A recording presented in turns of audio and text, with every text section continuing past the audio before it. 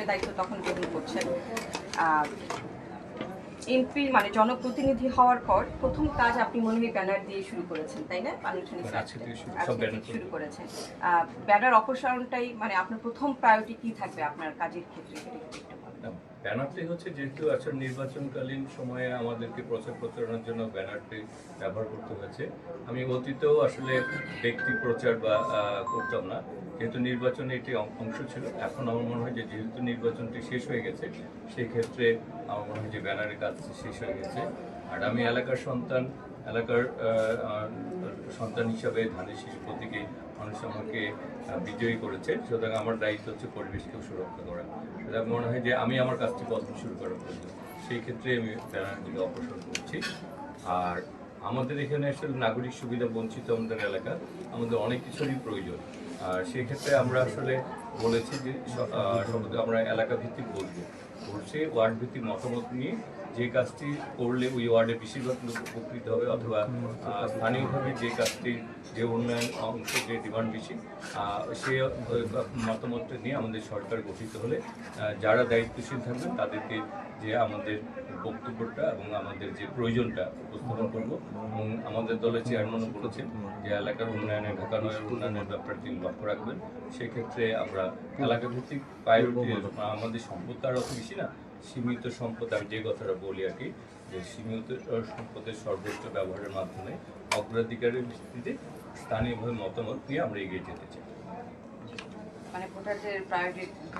হ্যাঁ, ব্যাপারটা হচ্ছে যে আমাদের লক্ষ্যই হচ্ছে দেশ এবং এলাকা, সুতরাং এই দুইটাকে সমন্বয় করা প্রয়োজন, তাই না?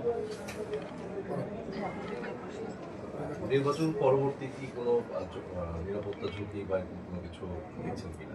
দেখুন, আপনারা যারা মানে সম্মানিত সাংবাদিক যারা আপনার দায়িত্বে নিয়োজিত ছিলেন, আপনারা লক্ষ্য করেছেন যে ঢাকা নয়ে নির্বাচনের পূর্বে এবং নির্বাচনকালীন সময়েও কেউ কারোর সাথে কোনো ধরনের দুর্ব্যবহার করেছে, একজন এজেন্ট বা আরেকজন এজেন্টের সাথে দুর্ব্যবহার করে, এরকম কিছুই কিন্তু নাই। এবং পাশাপাশি বসে কিন্তু সব দলের এজেন্টরা পাশাপাশি বসে কথা বলেছে। আমি এমনও দেখেছি যে একজন আরেকজনকে চা এগিয়ে দিয়েছে।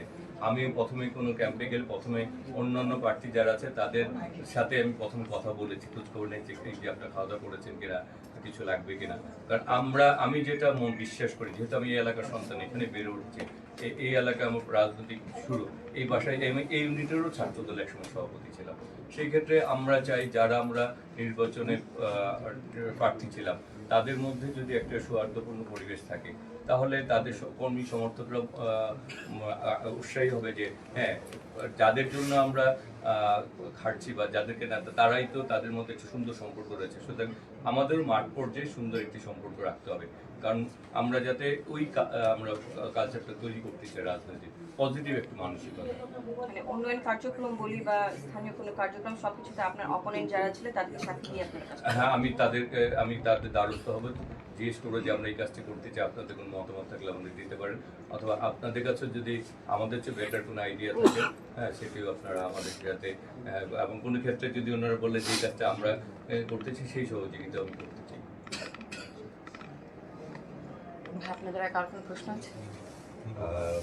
আর আপনি আরেকটা যেটা বলছেন নির্বাচন পরবর্তীতে, আমার মনে হয় যে এই এলাকার কেউ কারো নির্বাচন পরবর্তী কেউ কারো জোর গলায় বা কথা বলেছে আরেক প্রার্থী সমর্থকদের বা কর্মীদের, এরকম কিছু ঘটেনি এই এলাকায়।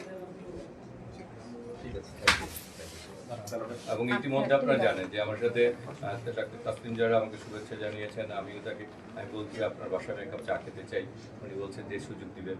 তারপরে জাবেদ রাশিদ উনি আসছিলেন, আমি তার পিএসকে বলেছি যে আমি যেতে চাই, আমাকে সেই সুযোগটা দিবেন। সুতরাং আমি চাই আসলে আমাদের এই সম্পর্কটা, কারণ আমরা সবাই তো এলাকার উন্নয়নই চেয়েছিলেন, জনগণ এখন আমাকে বেছে নিয়েছে, কিন্তু বাকিদেরও তো জনগণের ভোট পেয়েছে, তাই না? তাদেরও তো একটা অংশ আছে। সুতরাং আমি মনে করি যে আমরা এলাকাটাকে যদি গড়ে তুলতে পারি, মূল লক্ষ্য এলাকার উন্নয়ন এবং দেশ।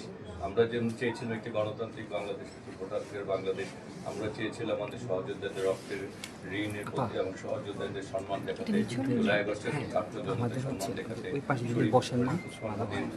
আত্মত্যাগের সম্মান জানাতে, একটি গণতান্ত্রিক বাংলাদেশ, সেটি হয়েছে। বাকি কাজটা আমাদের এগিয়ে করতে হবে।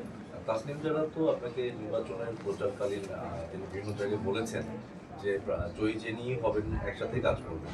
তো আজকে যখন অভিনন্দন জানাতে আসলেন তখন কি আপনাকে এই বিষয়ে কিছু বলেছেন? আমি এই সবসময় নির্বাচনের দিনেও তিনি যখন গাড়িতে উঠে গেছেন, আমি কিন্তু যে দরজা নক করেছি, যে কি অবস্থা খোঁজখবর নেওয়ার চেষ্টা করেছি, উনিও বলেছেন। হ্যাঁ, এবং আমি এই একসঙ্গে কাজ করার ব্যাপারে প্রথম থেকে বলে আসছি, এখনো বলে আসছি, আমার চেষ্টা অব্যাহত থাকবে শেষ পর্যন্ত। এবং আমি মনে করি যে ওনাদের যে মানসিকতা, ওনারাও আমার মনে হয় যে যে আহ্বান জানাচ্ছি আমরা, সেই আহ্বানে ওনারা একটা মিলেমিশে ইনশাল্লাহ কাজ করতে পারবো।